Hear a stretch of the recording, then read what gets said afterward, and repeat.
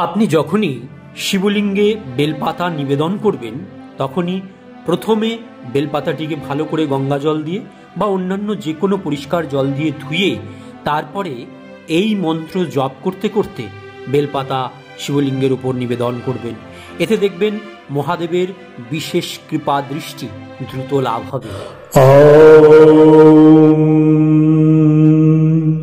ত্রিদলম ত্রিগুণাকারম ত্রিনেত্রম চ ত্রিয়ায়ুধম ত্রিজন্ম পাপ সংহারম একবিল্বম শিবার্পণম।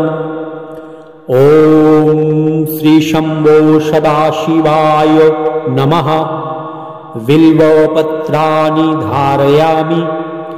ওম নমঃ শিবায়। ওম শিবার্পণমস্তু।